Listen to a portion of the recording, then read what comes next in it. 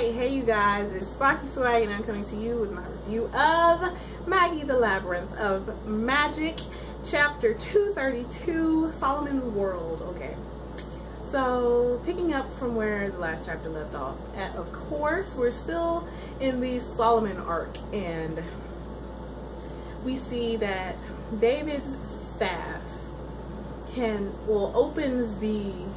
it connects the worlds, because there are three different dimensions that this world is in, their world is in, and Solomon's staff was the key to going into those different dimensions, and they were able to go into the dimension that has the Rook and God flowing in it. So as they emerged into this dimension, they pretty much are brought to tears by just seeing all of the holiness that is God, pretty much. And they finally learn why, Solomon finally learns why David said things that he said, and the fact that the reason why David said what he said to Solomon was because God in their realm pretty much gives them no say-so in their life whatsoever. Everything that they do is directly related to the destiny that God had set forth for them.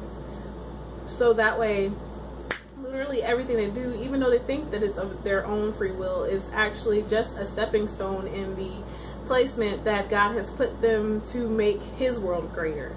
So the reason why David was the way he was he was trying to pretty much take back his destiny from God, and that was why that's why David did the things that he did, and that's why he said that once he saw this, he felt like he had no more purpose, because he really didn't, in all actuality, none of them really have a purpose, because all they're doing is pretty much in the way that God himself set forth for them to go. They have no rights to their own actions. They pretty much do everything that God wants them to do. They have no say-so whatsoever in their lives or in that matter, and them finding this out made them realize that they are pretty much just completely hopeless.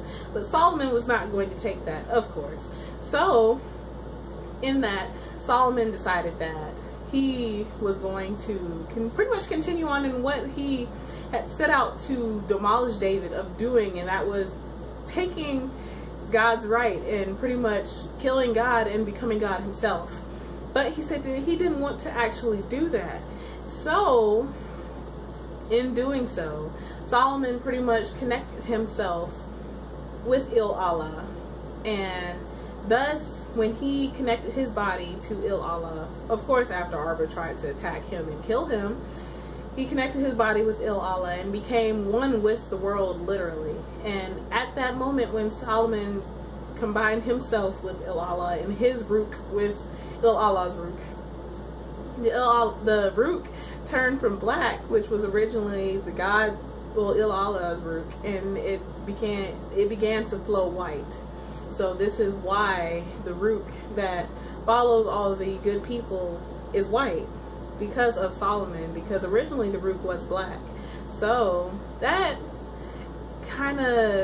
a little unsettling with me, the fact that God himself was literally the root of all evil in this case, if you think about it, because the black Rook was the Rook of the people who were tormented and had hatred for themselves and others, and the fact that Solomon, when he became one with Il-Allah, the Rook turned white. So Solomon was in turn, I always thought that he was an amazing and good person, and in that he said that he wanted to share all the Rook with the rest of the world. He didn't want to just hold it all to himself like God was doing, and that's why David was trying to take the Rook, originally trying to take the Rook from Il-Allah, but David was more so trying to just become God himself, not necessarily taking the Rook to share with all the other, literally all creatures of intelligence on the planet.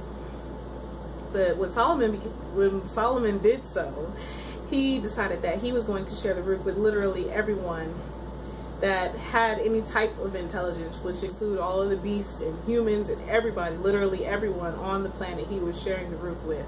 So everybody has the good root flowing within them now. And once Solomon emerged, Sheba, of course, freaked out, because Solomon told Sheba that she understood him best. Ugo was the key to the world pretty much being able to evolve, and Arba was the one who understood him best. So all of these things, like after all of that, once Solomon emerged from the dimension, he looked greatly older. He looked so much like David that it was completely uncanny. But so Solomon has literally become one with the world, and he has pretty much become the new God in this all senses of the word.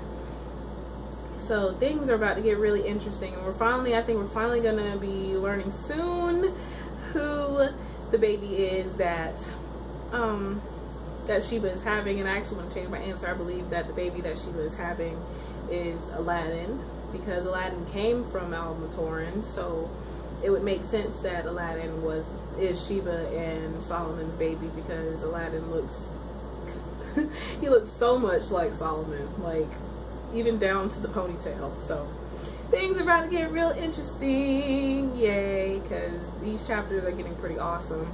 And I like that they're actually giving the backstory of Solomon and Al-Matoran, because the world that Aladdin and everybody Alibaba and Margiana live in, literally wouldn't be there if it wasn't for Solomon. So the fact that they're showing his backstory is pretty awesome. So I'm looking forward to seeing how things turn out coming up in the future. But as always, I would love to hear what you guys think is going to be coming up soon. I would love to hear your theories on how do you think things are going to turn out. But as always, please remember to comment, thumbs up, and subscribe. And this is TsubakiSwagg saying adios.